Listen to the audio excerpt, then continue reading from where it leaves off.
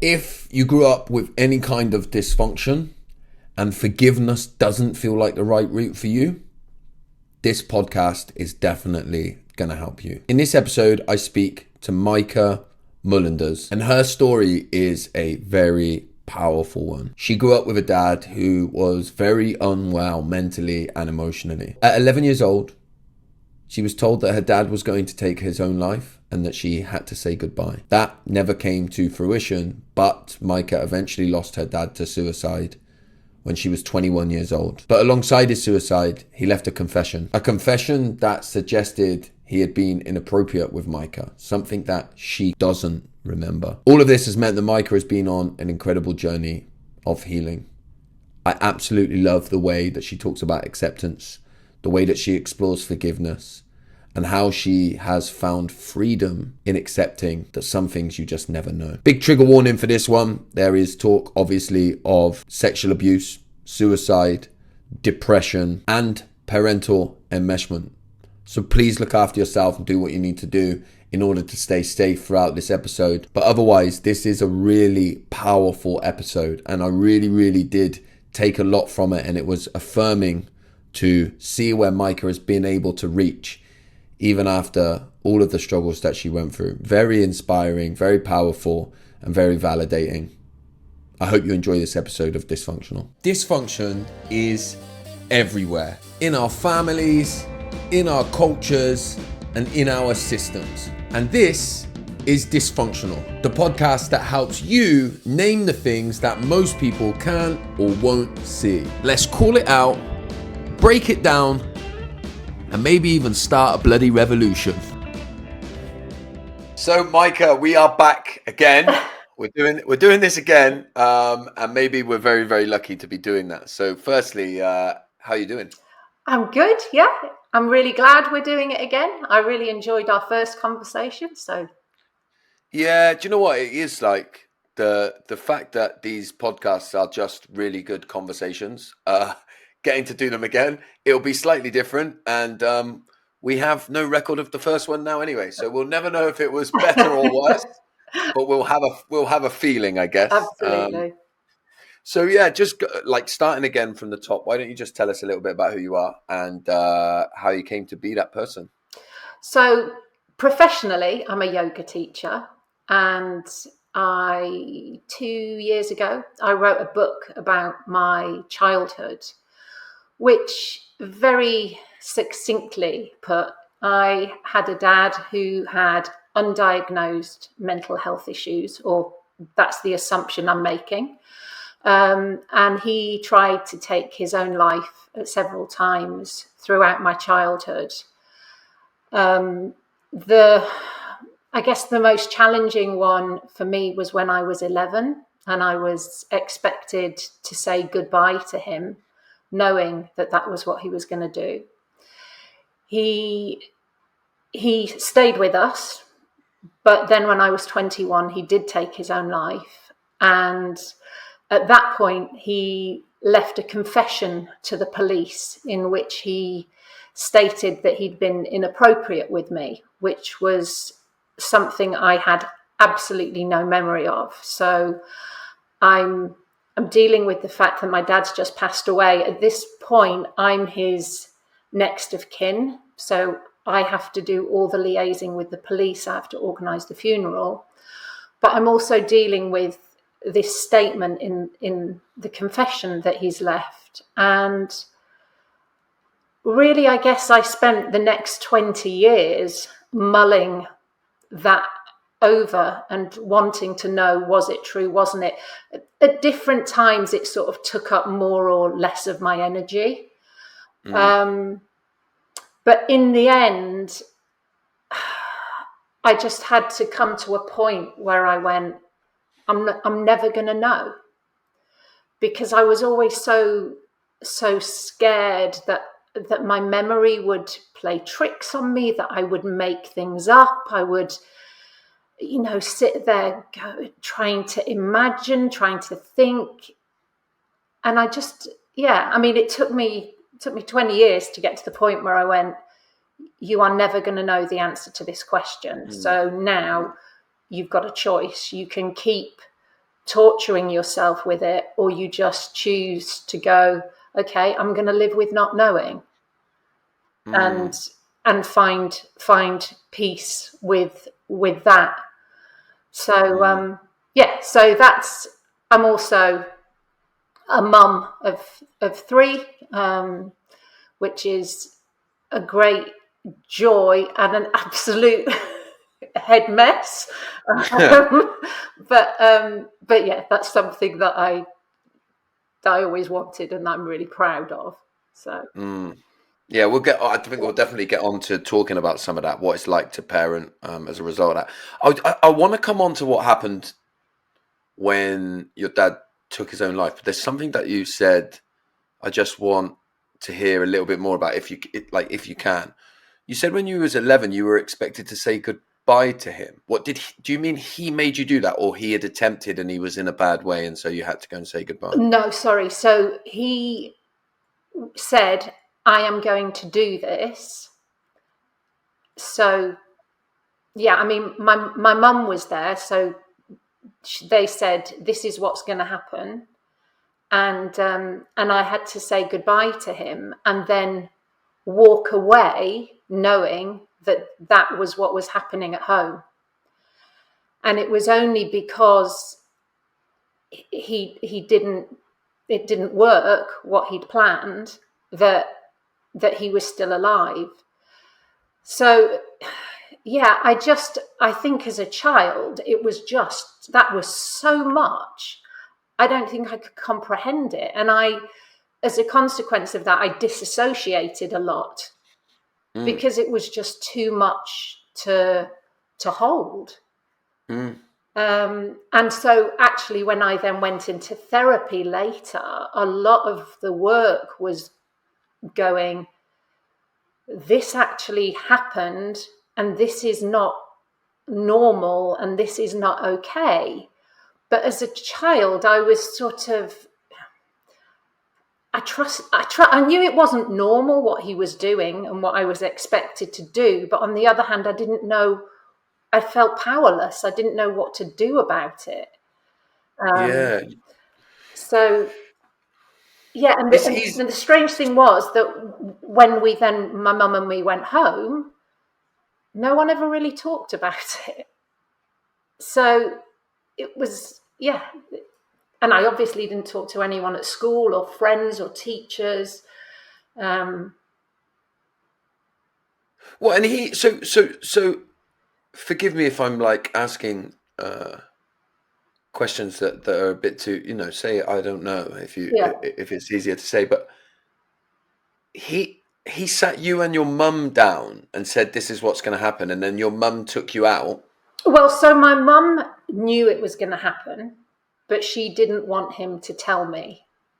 So they'd planned it sort of like together. Yeah, I think he'd planned it. He'd told her, and then she said, I don't want to tell Maike, but he overruled that, which he often did. The house he was definitely in charge. And so, yeah, then he called me into the living room and he said, I'm going to do this. And it was strange because I remember saying goodbye to him. I remember thinking, this is the last time I'm going to hug you. And actually, I could feel that he was just looking at my mum's reaction. He wasn't engaged with me in that moment of saying goodbye to me. And I was incredibly close to him. I was a proper daddy's girl. But yeah, he was looking to her reaction rather than being present. Wow. But yeah, it was hugely strange. And then we went and stayed at one of her friends' houses. And then it wasn't until we got a call in the morning to say, well, he called in the morning to say, I'm still here, that we knew he was still alive. And I even remember we had a conversation before we went to sleep that was, would she potentially be in trouble because she knew what he was doing and she'd left him knowing that. So there were so many, question marks around it. It was terrifying. Were you close with your mum as well? No, not in the same way. So I was an only child, Hmm. and I was really close with my dad, sort of strangely close in a way, and we would talk about all sorts of things. I mean, he didn't work, so he was always the one who was home when I got home from school. And he had very few friends. So we moved to England from the Netherlands when I was 4, and he never really integrated. Right. So I was kind of his friend. Mm. And he would talk to me about everything, and he would talk to me about his fears and his worries, and it was a lot. So when I would get home from school, you could see if he'd been crying. He was a much older dad, so I think he was 46 when I was born. So he'd already had a life in a way prior to the life he then created with my mum. But I think he was a very depressed man. But who knows? He refused to ever get help. So that was something else that we were butting up against all the time, and we create, I guess, like this weird dystopian little world in this flat we lived in, where my mum and me would just tiptoe around him. And she didn't seem to have the capacity to get out of there. Mm. And he wasn't a violent man, but he was emotionally very heavy. It sounds like it sounds like a lot of weight for a child. Like, it sounds like it would be a lot of weight if you were an adult and he was like that, right? Right.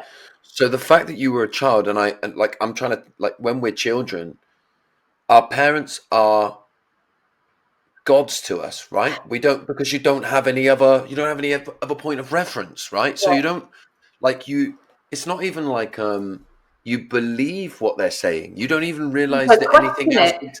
exists out of what they're saying. So it's not even about believe or not believe. It's that what they present to you is your reality, right? Yeah, absolutely. And I think when I became a teenager and I started to question that reality, that's when it became difficult, because I was no longer completely compliant. I mean, I was still very compliant.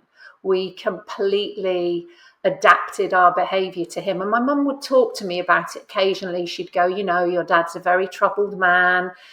He's very sad. And she'd always say, you are the most important thing in his life. But again, that's a lot of weight. Yeah. And when you're adapting like that as a child, you don't know you're adapting. It just happens on an unconscious level. So I was really enmeshed with him. I was really trying to be perfect, because I didn't want to be the cause of him trying to take his own life again. That Yeah. to me, that was the most frightening thing. That was always like this shadow hanging over. Yeah. And It's in that process, I completely siphoned myself away. So I lost myself. I didn't know who I was, because I was there to take care of him. What did that look like when you were a child? What sort of, what if I had have met and it sounds like it's likely different, but if I'd have met the 10-year-old you and the 15-year-old you, what type of people would I have seen? I think at home, I would have just been really well behaved, Mm. always there when he wanted to talk, um, engaging with him, listening to him. At school, you would have met someone slightly different. I think I enjoyed school so much. It was where I felt safe. But I think, and even now, joy for me is a really difficult thing, which is really weird to say, but I find it hard to let myself completely go, Yeah. because I'm always just waiting. I read rooms, I read people, and I'm constantly just checking in with where I am in that. I mean, a hell of a lot better than I used to be, but it's still there. Yeah. I don't think you lose that if you've had it. Um, Yeah. Yeah. A lifetime of there's there's a term that I heard. I don't remember where I first heard it. I think it might have even been Gabor Mate, but self-organizing. And I really resonated with that, where I don't allow myself joy because I can't do it in an organized way. And so I only really allow myself to do things that I feel I can organize, based on the environment, yeah, you know? I once said to my partner, I said, spontaneity is really good as long as it's planned. Yeah, because, yeah. because it's too frightening. And I think so. You said, what would 10-year-old Maike have looked like? She was really controlling. I was Mm, controlling of myself. And then I think I sort of went on to keep that, to try and control how people perceived me, to try and control every little thing around me.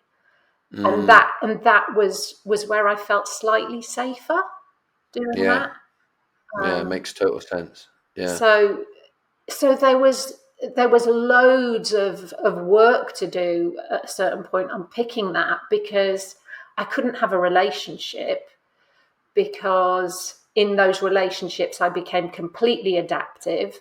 I tried to enmesh with people because that was what I thought a healthy relationship looked like, and I lost myself again.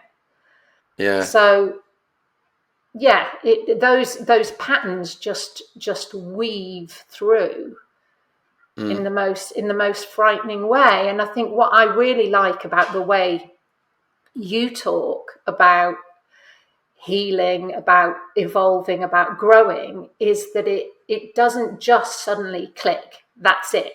I've yeah. healed. I still struggle with this stuff at certain times. Certain people, certain tones of voice, particularly, I go, oh, and it puts me back, and I have to ground myself. Yeah. So Yeah. Yeah, people don't talk about that enough, do they? That you could literally be interacting with somebody that has a similar tone of voice to the thing that you're healing from, and your body, no matter what you think rationally, even if you're rationally going, this isn't that person, your body can't catch up. well, it's the memory, isn't it? The memory Yeah, of that is so strong within every cell in your body that yeah, and I think that's why then for me the yoga really helped, because I suddenly came into my body, and could suddenly really take ownership of my body in a way that I never had before, and really take up space with my body, which is kind of the thing that I teach a lot. Really, mm, I just simply the gesture of putting my arms out, raising them above my head, and bringing them into my heart. Just that action of, I don't know, taking up. I don't know how else to say it other than taking up space is for me really grounding and really nourishing. yeah, Um, yeah, yeah. There's like a sense of finally arriving on the planet, because until these things, you're not arriving. You are shaping and morphing into what, I mean, in those early years, your dad, right? But I guess ultimately, until we look at it and start to work around it, we bend and morph and shape into everything and everyone that we meet, you know? Absolutely, because we want to be loved and we want Yeah. to be valued, and I think I had so little sense of self-worth that I was almost looking for how can I make you happy, how can I please you. Mm. And that's been a steep learning curve as a parent to go, okay, so I want to have a healthy relationship with my children, but that doesn't mean that I have to please them. Oh, it's so hard with parenting, man. It's so hard because, yeah, I mean, I'm terrible for that. I'm like terrible for like picking up everything so that they don't have to. Do you know what I mean? Yeah, Don't have to do anything so that they love me. yeah, You know what I yeah, mean? So that they love me and I feel like they know that I love them if I just do everything for them. And it's not ultimately in the end that healthy, you know? no, absolutely. But it's also, so when the three of them are in the room with me, I'm hearing their conversation, but I'm also hearing what's under their conversation. I'm hearing them. One of them really tried to communicate with the other one slightly misinterpreting it, and then it causes an argument. And it's like there's a sensitivity to communication in general, but obviously particularly with them because I'm so close to them, that is completely overwhelming sometimes because you're Yeah. just picking up on so many different things. Mm. Um, I think parenting once you've experienced trauma is really challenging. And I think in terms of suicide, for me then, I see it everywhere. Mm. Even if it's not relevant, that's like my biggest fear that I carry around. So if someone's a bit down, my first reaction is, oh, I hope they're not going to do that. Yeah, but It's that makes total sense based on your experience, right? I mean, particularly, I mean, I know we're moving around, which is great. It's how I love to do these conversations, but like what you experienced when you were 11, I can't, like, and I experienced, stuff around suicide when I was very young, I just can't fathom the going. I mean, I guess it sort of triggers a little bit in me because I saw something with my dad and I was the only one that had seen it. And I had to wait a few days for everybody else to catch up and understand what had happened, right? So I think it kind of, that night, I mean, I don't know if you remember, and I'm not necessarily asking you to share with me, but that night that you were away, just waiting for confirmation must have been for an 11-year-old. Like, I just don't, I'd imagine you were just completely disassociated. Yeah. Do you know, it's funny that you say waiting for confirmation. For me, I don't even, that was what was going to happen. The idea that it might not work didn't even cross my mind. Wow. That because he'd said that was going to happen, I I assumed that would happen because I'd said goodbye. Um, I remember this friend we went to stay with then. She had two sons. And I remember when we came into her house, she gave me a hug, which was really weird because she'd never normally have made contact with me. But then I just remember going upstairs and sitting with her sons watching telly and sort of being there watching telly, but also just being in this. I sort of went to this space in the back of my head. I think this is where I disassociated to. It was just this white room that didn't have a door. And so no one could get to me when I was in that space.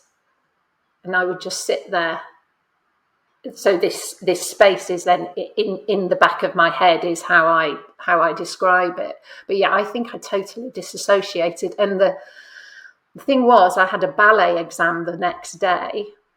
So as I'd said goodbye to him, I'd had to get all this stuff together to go to this ballet exam. And yeah, even though at the point where I went to do the ballet exam the next day, then we knew he was still alive. I went to do the ballet exam, and I think that is probably one of the things that did the most damage in a way, is that I was just continually encouraged to keep going as if this was all normal.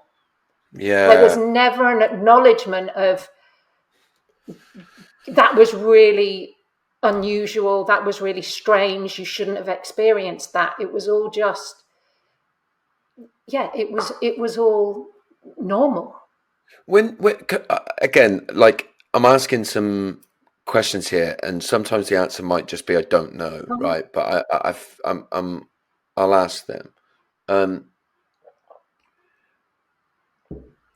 Look, I'm the ambassador for Calm, right, which is a charity that, like, is, does a lot of work around suicide. And so, like, I know that we talk about a lot of love and compassion for people, and that suicide isn't a selfish act and all of that kind of stuff. When you think of your dad and what he did that night, do you feel like anger, like what he did was horrible, or is it more compassion? Is it pity? Is it all of them? I don't know. I just, because part of me, when you're telling me, if I'm being honest with you, I can feel part of me feels angry, like, because I don't know, maybe I'm just imagining I've got a daughter who's the same age, and I'm imagining it happening to her, and then I'm angry at the person that's doing it. What do you feel? And there's no right or wrong answer. I'm just curious. I think because of all the work I've done, Yeah. I'm in a slightly different place with it. When I think about that 11-year-old, I think that was unforgivable. Yeah. And when we talk about forgiveness, I don't forgive my dad. I feel desperately sorry for him. I think he was a really sad man who never got the help he needed, never had the courage to engage with help. But I guess I've come to a place of understanding it. I mean, I'm still really angry. That is just not something you do to a child. And I think, like you saying now, when my kids hit the age of 11, it did cross. I looked at them and I went, "How would you react to this now?" It would break you if we were to do that to you. Did you go through like a bit of a spiral when they hit that age? Absolutely. Yeah, I did when my first child hit 9 years old, which is how old I was when I saw my dad do what I saw. I had a real spiral and that was born out of, I think, that I'd sort of convinced myself that I was really young, so it probably didn't affect me. And then I saw my 9-year-old daughter and was like, oh my God, and I didn't connect the two actually initially. Yeah. I think I always thought at 11 I was quite grown up. Yeah. So then when I saw them at 11 and I went, I'm not grown up at all. You think you're grown up maybe, but you're a child. And just that sense of having a stable foundation, of having parents you can go to with all the things that are frightening in your world, that's so important. So yeah, I accept what's happened. And so in the title of my book, I use journey to acceptance rather than journey to forgiveness. Yeah. And I think that's really important, because actually if I forgive him, then I am undermining what younger me went through and how hard I had to fight, not only to survive as a child, but also to survive the process of trying to make some sense of it all. And that child was invisible. Now I'm getting angry. That child was invisible, and I am not going to make that child invisible again. It's my responsibility to take care of her, or to take care of the part of her that is still in me. So yeah, and I think, I'm not saying I don't forgive my dad in a really bitter way. I'm just saying I don't think that would be right to do. And I think I can move forward. I think I can keep growing without forgiving. And someone said something the other day, I can't remember who it was, but they said your parents' apology doesn't heal you.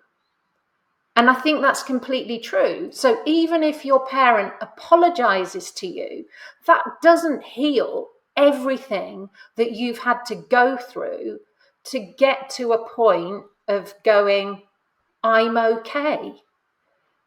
And it took me such a long time, even just to get to a point of going, I am, it doesn't matter. Just, I might be angry, I might be sad, but I exist. It's okay for me to take up space in the world. I deserve to be heard and cared for. So, yeah, that's a long-winded way. No, it wasn't. I wouldn't say long-winded. I think it was good. And actually, I'm glad that you got angry. Because I've been talking lately a lot about like what I would call like sacred anger or grounded anger. And I think there's this like real fear of anger. And I think that's why one of the reasons why forgiveness gets so pushed is because people want to bury it. They don't want to. And like you've clearly, by the way, and I speak to loads of people that have been through loads of stuff. You've clearly done loads of work around this, right? Loads. It's very clear. You're very grounded. You're very rooted in what you're telling me. And so the fact that you can be all of those things and still be like, nah, what happened to that 11-year-old girl was not okay. I hope people can take a lot from that, because I think it's really important. It's one of the reasons I don't hold my anger back when I present stuff online, when I create content online, because I think I, in my own life, needed somebody to say, that was fucking not on. That was not on. It's not okay.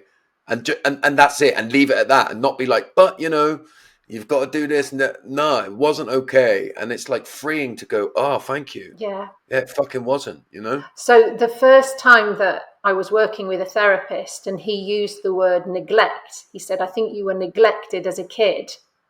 I really recoiled against it. And I went, no, I wasn't. Neglect is, I don't know, a kid who isn't given food, a kid who's not clothed properly. And he went, no, you were neglected. And it was at that point that I just had to sit with that word. And it took me a long, long time to go, oh, all right, yeah, I'll take, I don't like it, I don't want to own it, but I'll take that. But I think that's the problem with everything having been normalized, is that you're not given the opportunity to question it, because it's just normal. And that's where that trust of your parents comes in. And that's why, I guess, for me as a parent, I just see it as this huge responsibility. That resonates so deeply what you just said. Because I remember when somebody made a glancing comment about the abuse I experienced with my dad, and I was like, I remember being angry.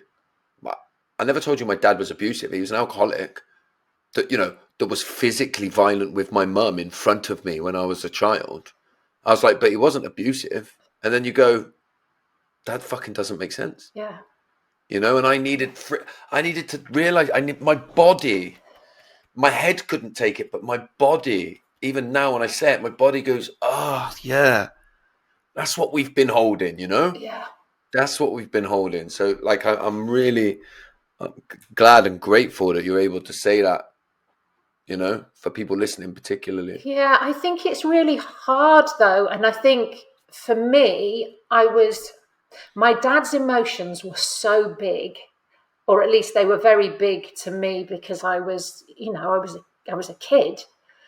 And I felt really overwhelmed by him and by his emotions. So then my fear became that if I expressed my emotions, that they would overwhelm people. And I didn't want to do that. So I just kept everything held in. And it really wasn't until I was working with a therapist 2 times a week and I was in group therapy with him that I suddenly felt safe enough to start expressing all this. And he just created a place where I was contained, which is what I needed. I couldn't, that if I think about the amount of control, the amount of energy it must have taken to hold all that shit in when I was a kid, to then suddenly start to release that must have been absolutely terrifying.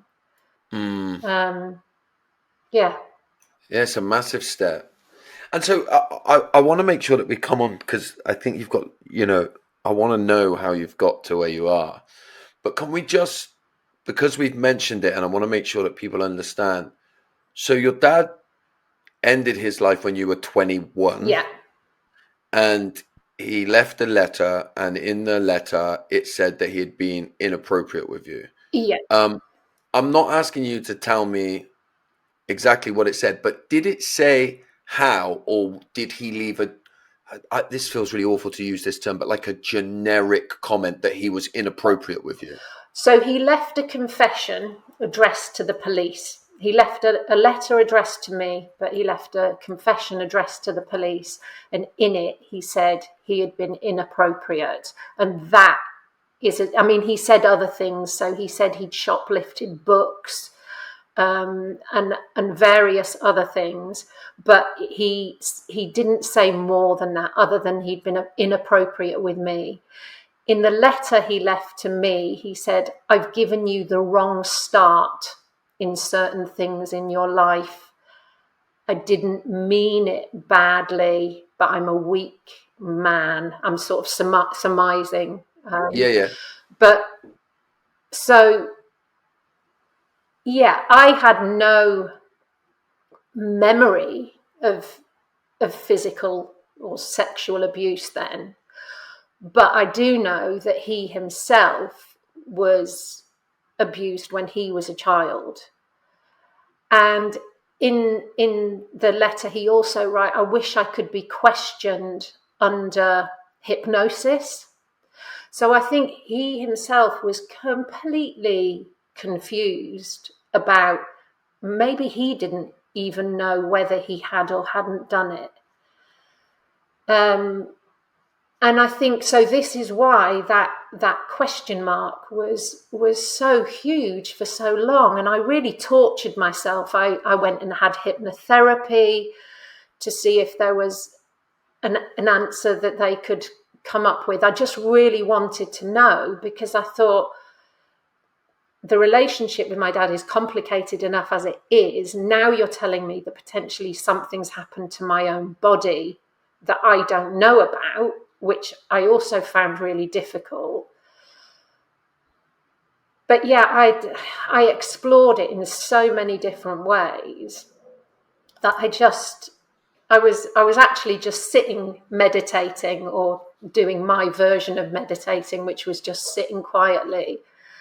And it just came to me, you'll never know, because you'll always be worried that you've made it up, that your memory's playing tricks with you. Also, how is it going to come back to you? Is it going to come back to you as an image, as a flashback? when I was in therapy, and I talked about it in therapy, I did used to get physical sensations that made me think it was true. So when I was working with one therapist, I actually just asked the question. I said, "Do you think it's true?" And he said, "I think it's quite possible that it's true, bearing in mind that he wrote it and bearing in mind what you're describing." And so then we did a lot of work under the assumption that it was true.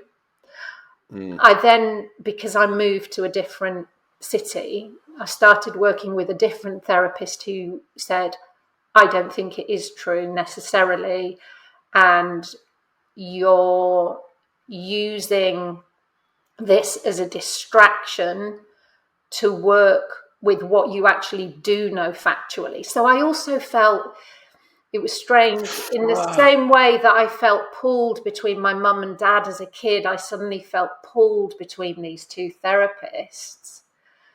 And that is then also part of the reason that it doesn't matter. It really doesn't matter anymore. And I say that, people might go, of course it matters. I'm not saying it's right what's happened. It's not right.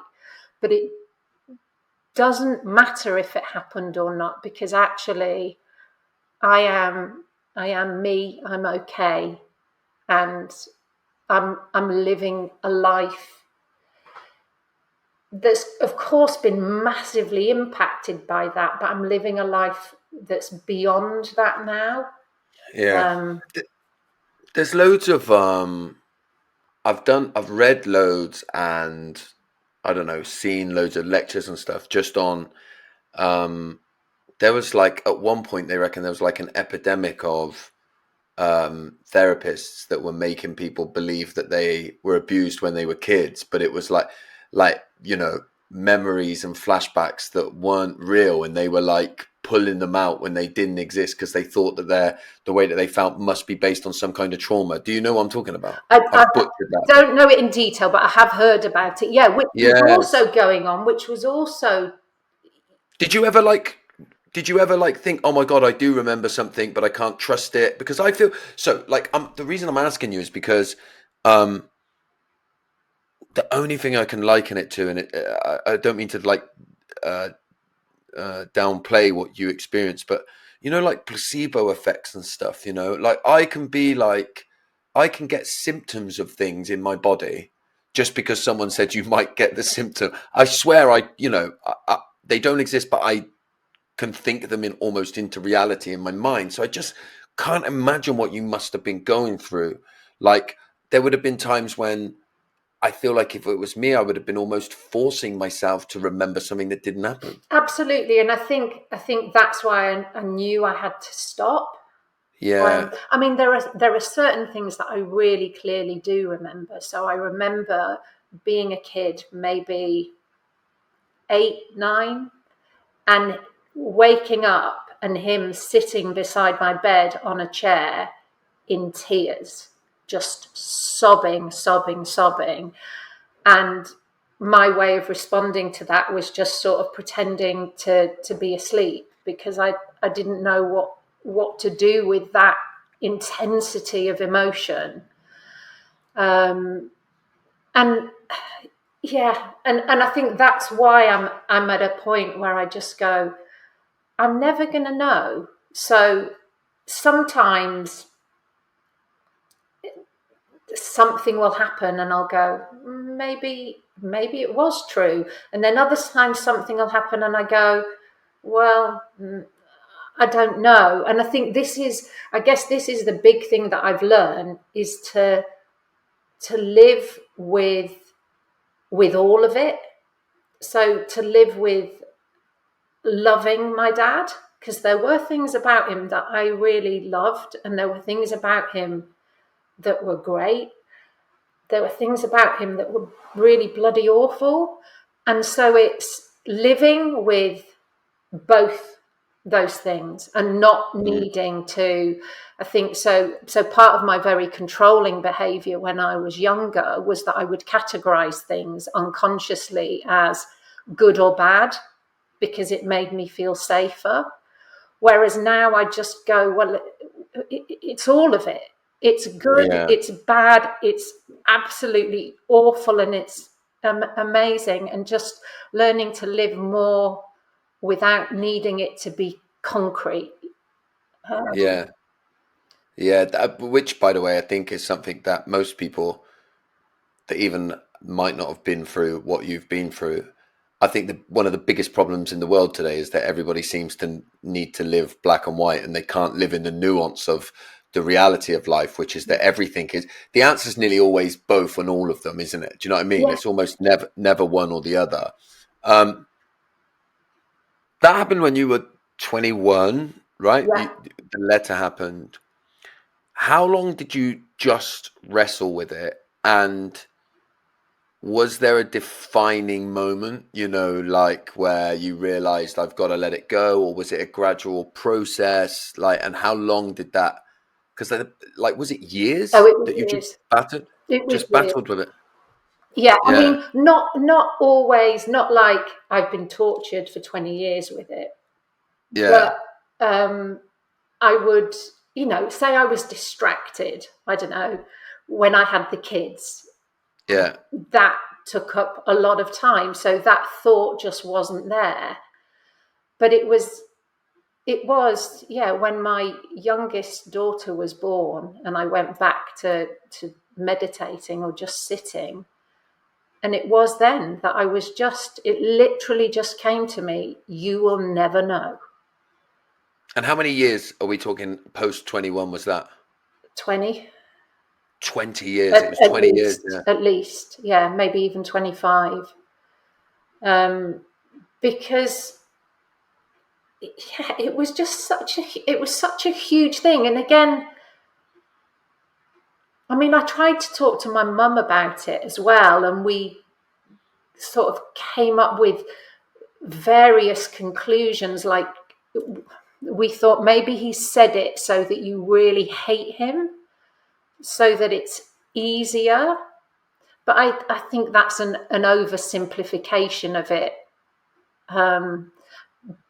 But again, it was also just a thing of, how do you make it go away? Yeah. I don't want that in my life. How do I make it go away? So I think for a while that conclusion worked. And then I had a bit of therapy and explored it in one way. But it's really interesting, when I did the breath workshop with you, that the sort of that picture of never knowing, and that strength in not needing to know, sort of came up again, and a sort of a confirmation that that's all right. Yeah. That's, I mean, I think there's a lot of stuff still stuck in my body. A lot of it's come out because of the yoga as well. But I think if I really intently went into doing, say, something like the breath work, I think a lot would come out as well.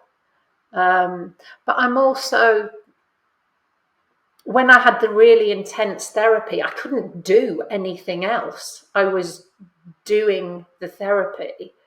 Yeah. Whereas I sort of go, actually, I want to live as well. Yeah. And it's finding the balance, I guess. That I feel like there's something really profound in what you're talking about in this kind of claiming that I'll never know, because forgive me for saying, as extreme as your experience is, because it is that, right? It is extreme. I actually feel like most people's true, if there is a line of healing, is when you accept that there'll be so much of your life that you'll never know.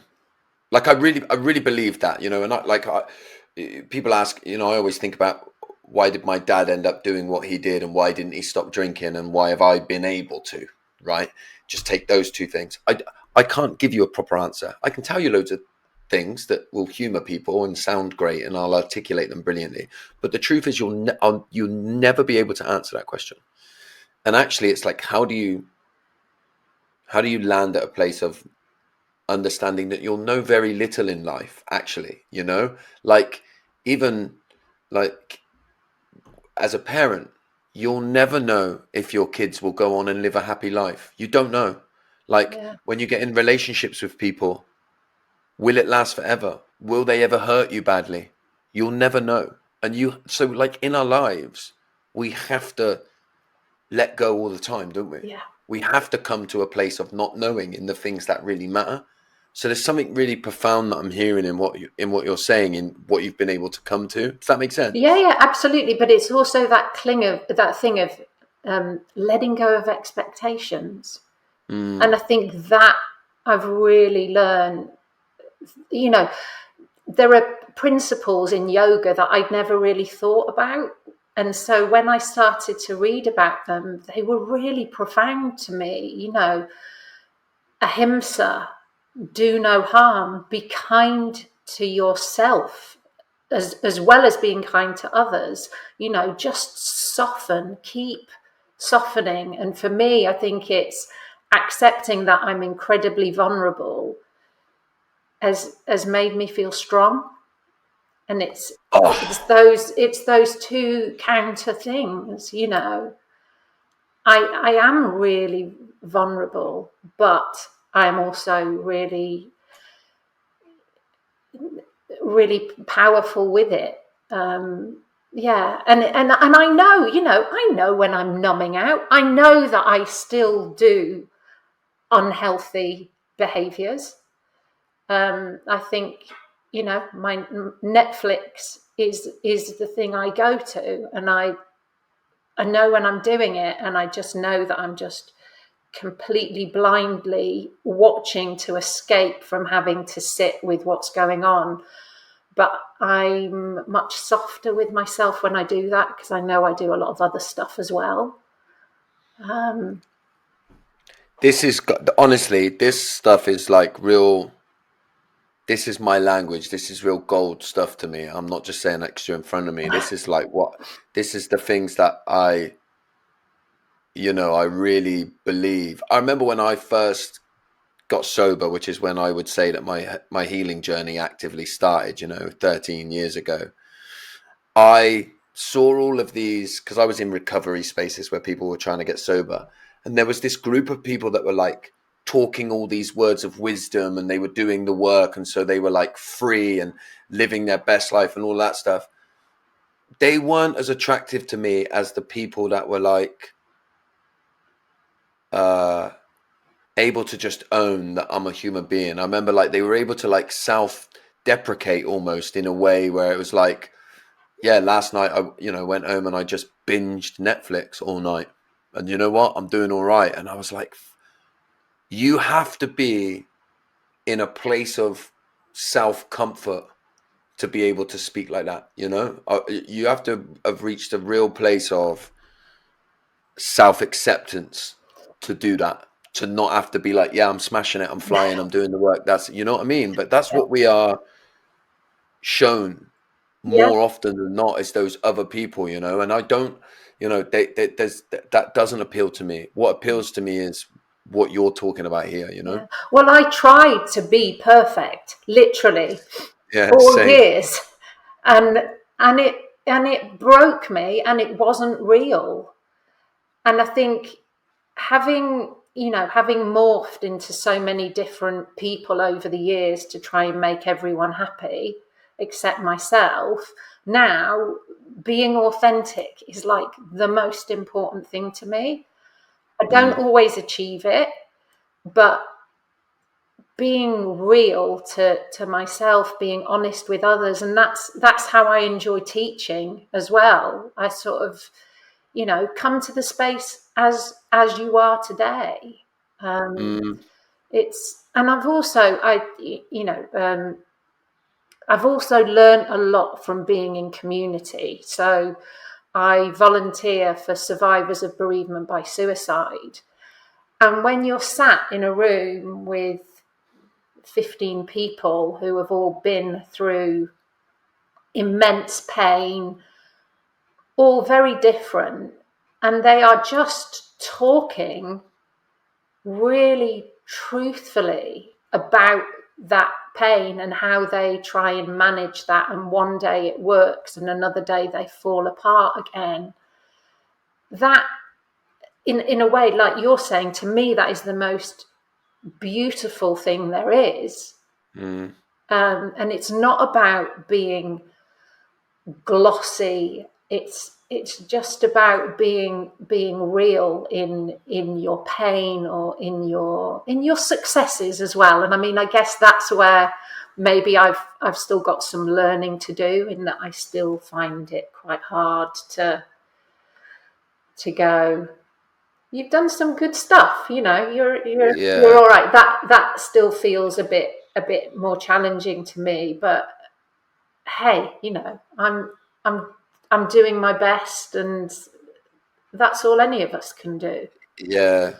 When did the community stuff come? Because I do think that in Western culture, like I think we've really lost, like it's really pushed now, I think too much, that one-to-one therapy is the solution.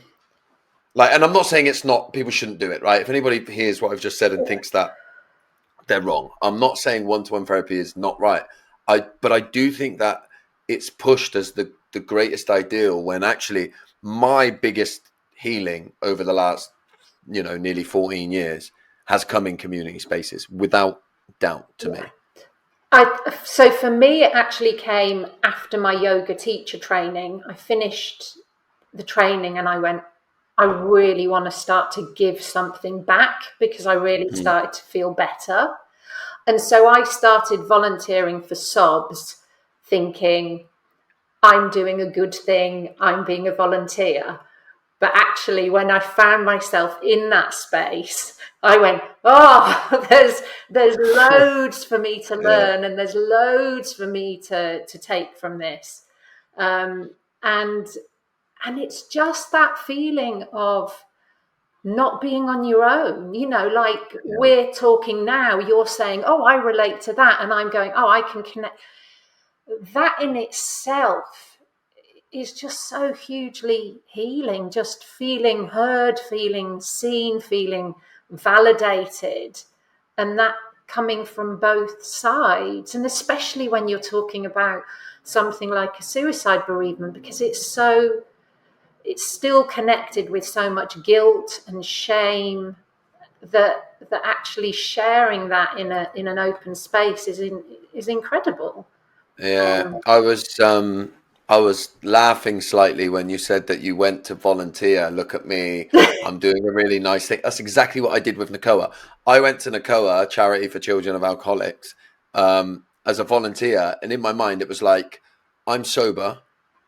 I can't wait to give them all of the knowledge that I have as a sober person. And then very quickly I was like, oh, I've been led here not to be a volunteer more than anything, because I need it, And then I found that community, and I there's that, like, we are the best, we're the greatest experts of ourselves, and we just need to be safely held into seeing that, Absolutely. Yeah. And I think, there's another community that was really nurturing. And I think if you're open, then those communities sort of come, you find them. So when we had our twins, it was completely overwhelming, the responsibility for two babies. And I then found myself in East Surrey Twins Club. And suddenly you're with all these people who are going through the same, and we just held each other up. It was incredible. And, no one wants to have your twins over for a play date when they've got one child. Why on earth would they? But when they've got twins themselves, they're like, yeah, come on in. There's two already. What difference is four going to make? And again, that was so healing and so nurturing. But I do think, like you say, that I think one-on-one therapy has its place, but I think if you're learning together and holding each other, that is in a way stronger in some sense, because there's no Yeah. power imbalance in that. Yeah. Yeah. Have you always done yoga, by the way? When did yoga come? So yoga came probably about 15 years ago. Okay. And so I danced when I was younger. I did a lot of ballet, but of course Yeah. ballet is very held, and there's a right way and there's a wrong way. So yeah, I found yoga about 15 years ago, and as soon as I found it, I was like, this is it for me. Although, now I'm sort of shifting my practice. I think it's more movement than it's yoga with a movement and a dance sort of influence, and semantic movement and functional movement. I think you just evolve it and you make it your own in many ways. Yeah. Yeah. There's I was going to say like primal instinct for me now. The more that I've got into my body, the more when I'm at the gym, I don't stretch at the end. I do these like, I just listen to my body and move in the way that sometimes it means I'm like squatting right down and just like moving my body like that. I just listen to my body and I can feel like it will tell you, when you start to, and I feel like, kids do it all of the time. Kids Yeah, are always intuitively, and most adults tell them off or tell them to calm down or stop being silly, right? yeah, Because we've created this weird society now where being stiff and rigid is what's seen as proper and normal. yeah, And if you want to, so like I do this, like, and I know a lot of people will say, they will call that stimming, right? Because they'll say it's like a neurodivergent thing. And I'm just more inclined to be like, I don't want to give it a name. It's what fucking feels good in that moment. And yeah, when I've got a bit of trapped energy, it's a great way for me to release it. And absolutely. I intuitively know that it's right. So why wouldn't I do it? Yeah, What? Because the only reason I wouldn't have done it 5-10 years ago is because I'd have thought you'd think I'm stupid and I look silly. yeah, absolutely. No, I do it all the time. I plant my feet into the ground and do that thing that I just did before, that sort of that drawing it in. Yeah. And I think it's really difficult, because if you said, I'm going to teach you emotional movement, is almost Yeah. what I'd want to call it. I'm just teaching you to be. There was a brilliant. I don't know if it's still around, but 5 rhythms used to be Right. a thing where you'd move with different rhythms inside your body, but there was no one telling you what to do. You would just tune into the Right. different rhythms of this music. I think all that stuff is fantastic. Yeah. The first ever guest I had on, Leona, she does embodiment. Okay. And yeah, so a lot of that, like when you're talking, I feel like maybe we're talking about embodiment because she just talks about like it might be facial expressions, and this is what happens. So because I used to think that when I meditated and I did my like reflective practice, it was all about being as still as I could, right? But I realized when I focused on my breathing and got into my body, I would want to like make these crazy like facial expressions. Yeah. And I used to think I'm losing my mind, right? That even sat on my own, I would think I can't do it.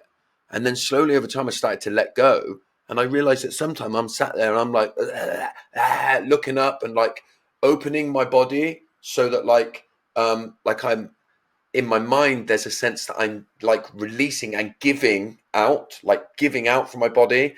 And then sometimes I'll do loads of that and then I'll go in and I'm more protective in my body. Yeah. And this might sound crazy and woo woo to some people, yeah. But when I do it, it feels like the most natural, intuitive thing I ever do. And afterwards, I feel like I've just given myself a gift, Yeah. But that's why I always say, when you're practicing whatever form of movement you're practicing, don't feel that today is going to be the same as tomorrow. Maybe Yeah. one day you're full of energy. Maybe the next day it's more withheld, or it's softer. But I think again, you talk about what society. we're not taught to listen to ourselves. We're not taught to tune into ourselves. We're certainly not taught to be kind and nurturing to ourselves. And I think those are really important things. Yeah. And it's just crazy, you know, because school teaches us the opposite, you know, because I'll deliver a breathwork session, and sometimes when I've finished, I'll feel myself. I'll just sit down and I can feel I'm like shaking my hips and turning my back, and I'm letting energy come out of my body, right? Because it's stuff that I've trapped while I'm delivering the session. And then I can remember I used to do that at school, and it would be sit still. And I'd be like, fuck, man. And like, I had to learn how to be still all the time, you know? Yeah. And I'm not, I think there are people that are, you know, find real stillness in that. I always say this, I find stillness in movement. Yeah, absolutely. So I like flowing. That's my Yeah. thing. Just continual flowing. Also partly because that switches my head off, is the truth. But that's why I think it's about finding the thing that works for you. You know, some people it's about drawing, some people it's about being in nature, whatever your thing is, but you have to take enough time to give yourself that exploration of what is it that works for me, and it's easier just to go, no, I'll just numb it out. Yeah. I'll just, I'll do whatever my thing is. Yeah. Yeah, there's a lot to be said as well for like finding time to make sure I'm not numb. So the reason I'm saying this is because I've just got this padlock thing for my phone so that I stop numbing out with my phone. And it was just interesting that somebody commented when I posted about it on LinkedIn and was like, oh, it's nothing to do with your phone, it's to do with what's behind it. And I was like, well, I know that, but I need to put that down so that I can go, oh, instead of reaching, I go, oh, I need a bit of movement, you know, or I need the anchors, you know. I like to light a bit of incense at home, and when I get a bit of that smell, that anchors me, and I go, okay, I'm having a moment in my body. And that sometimes is sat still and breathing, and sometimes it's just shaking and moving, you know. Yeah, absolutely. But how are you finding that phone thing? I saw you doing that. I'm only so today it's Thursday, right, when we're recording this. I started it properly on Monday. Right. So far it's amazing.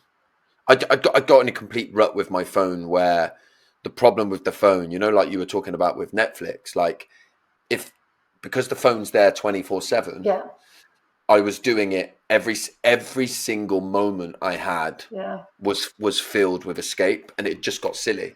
So like Netflix is on your TV or whatever your device you're watching it at home. Yeah. So at least like it's okay to do that now and then, but at least it's not there It when, doesn't you know. bother me when I leave the house.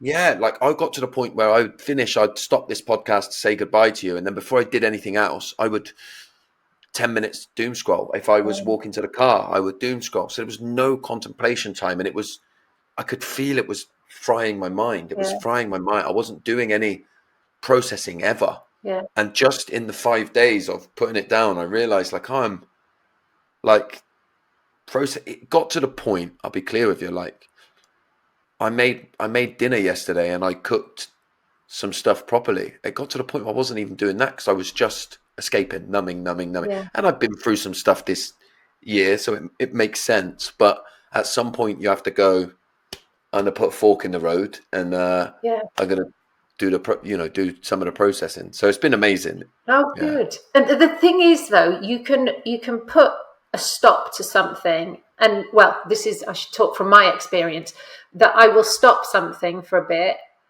and then it will really work, and then I'll feel it creep in again, or something else will creep in. I just think it's about continually having that awareness. Totally. Totally. I don't.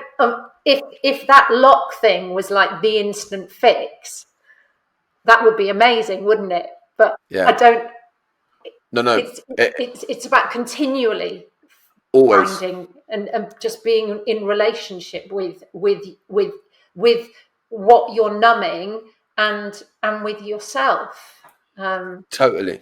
My experience has been And I always talk about, my journey actively starting when I stopped drinking. I believe drinking was part of it, really, right? Like all of it.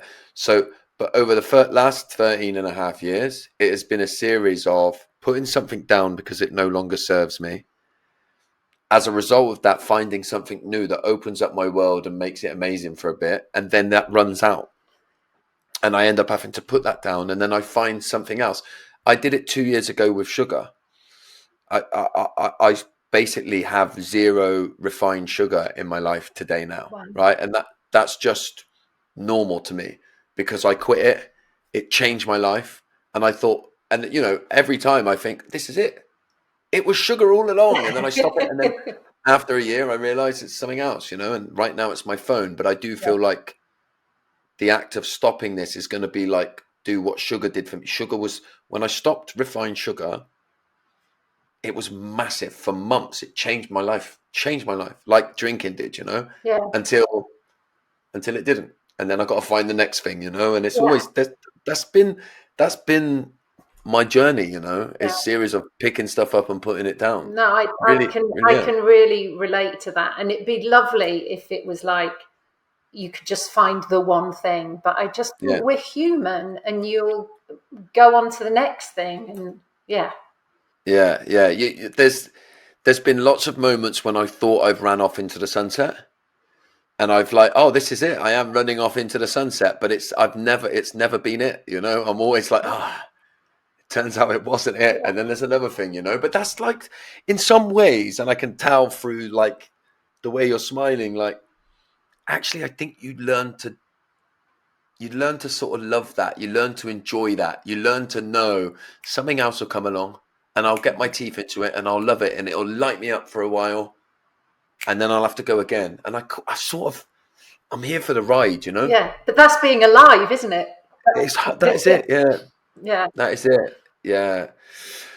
I feel like we're reaching a place where we're coming to a close. But honestly, It was definitely better than the first one. I can guarantee it. I genuinely, I mean, I do have a terrible memory, but there's no way the first recording was as good as this one. I definitely feel like certainly we spent a lot more time this time on actually talking about, like, I always call it the so what, the like, okay, we went through some terrible stuff, but what have we learned? I think we've talked a lot about that today. Yeah. And there's been a lot of stuff in there that I think people, irrespective of whether they've been through similar experiences to you or I, will there's a lot of stuff they can take away from this. Look, let me give you is there anything that you feel like we haven't covered? Let me give you the moment to any parting things you want to say before we close down. I think just be kind to yourself, not you necessarily, but just be kind to yourself and really think about, for me, it was the inner critic that sort of ate me up for a long time. And it was when I started to be softer with myself and started to be more compassionate and just more understanding of myself, started to treat myself how I would treat other people, that things really started to shift.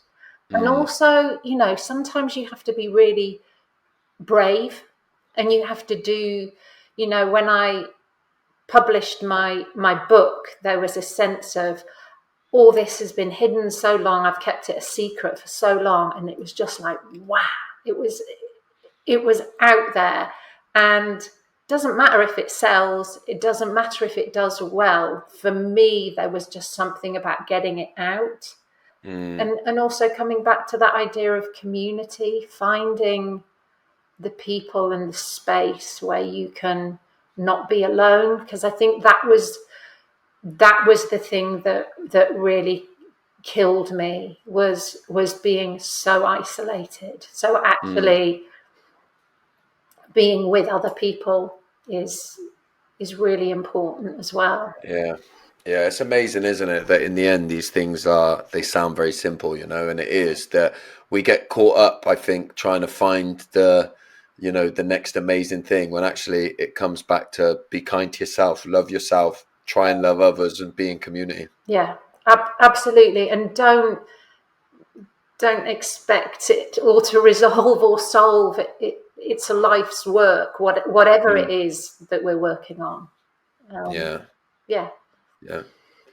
Amazing, Maike. I'm so glad we did it again, and I can't wait to get this out to people. Genuinely, let's make sure that everything uploads today, and we get to put it out. And I'm excited to share it with people. So thank you very much. Oh, thank you for having me on. That's great. Yeah, thank you. I did tell you it would be dysfunctional, so thank you for sticking around till the end here. And if you have enjoyed this podcast, then please help me to grow Dysfunctional by sharing with your friends on social media. You can find me at Josh_FFW. And then wherever you're listening to this or watching this, please make sure that you've liked and subscribed, left us a 5-star review and a comment if your platform allows it. And I'll see you on the next one.